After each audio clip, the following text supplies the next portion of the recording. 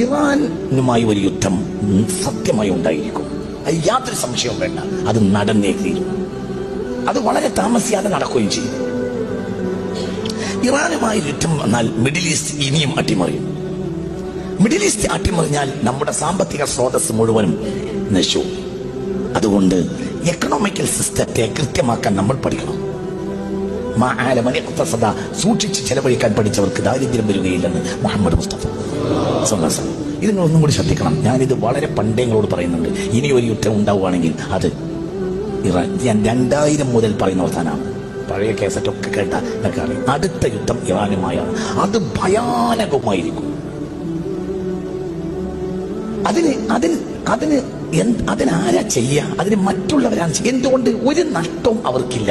നഷ്ടം ആർക്കാണുള്ളത്? പറ, ആർക്കാ നഷ്ടം സംഭവിക്കുക? മുസ്ലിമീങ്ങൾക്ക്. ഇറാൻ ഇനി ഒരിക്കലും അമേരിക്ക തിരിച്ചടിക്കില്ല. ഇറാൻ തിരിച്ചടിക്കുകയാണെങ്കിൽ തിരിച്ചടിക്കുക എങ്ങനെയായിരിക്കും?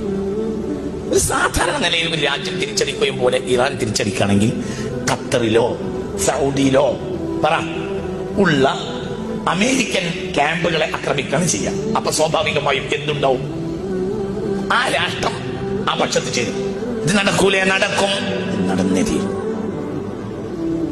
ഇറാനുമായി യുദ്ധം അനിവാര്യമാണ്. അത് നടന്നേ തീരും.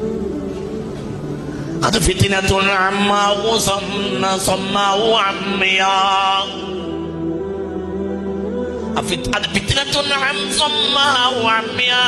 അത് കണ്ണില്ലാത്തയും കാതില്ലാത്തയും യുദ്ധമായിരിക്കും.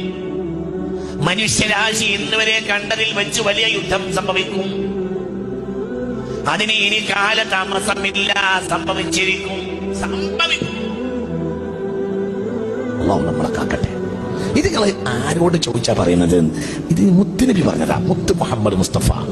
ഞാൻ കുറെ കാലങ്ങളായി നിങ്ങൾ കുറെ കാര്യങ്ങൾ പറയാറുണ്ട്. അതങ്ങനെ തന്നെ നടക്കാറുണ്ട്. അത് കവടി നേരത്തെ പറയുന്ന വർത്താനല്ല. അതങ്ങനെ സംഭവിക്കൂ. അതിന്റെ രീതി അങ്ങനെയാണ്. അതിന്റെ രീതി കണ്ടാൽ അങ്ങനെയാണ്. അത് അങ്ങനെ വരൂ.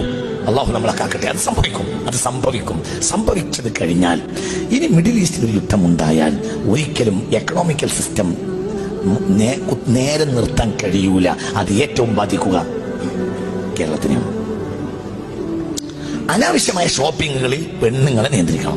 ഇന്നത്തെ നമ്മളെ സാഹചര്യം ഇപ്പോഴും നമ്മളെ പെണ്ണുങ്ങൾക്ക് മനസ്സിലായിട്ടില്ല. ഇതിനേക്കാൾ വലിയൊരു വിപത്താണ് ഇനി പറയാൻ പോകുന്നത്. അതായത് ഒരു കല്യാണം ഉണ്ടായി എന്ന് സങ്കല്പിക്കാം. ഒരു കല്യാണം ഉണ്ടായാൽ ആ കല്യാണത്തിന് പുതുവസ്ത്രം തോന്നാം.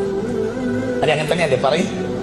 അത് അടുത്ത ആഴ്ച പിന്നെ കുടുംബത്തിൽ വേറൊരു കല്യാണം ഉണ്ടായാൽ പറ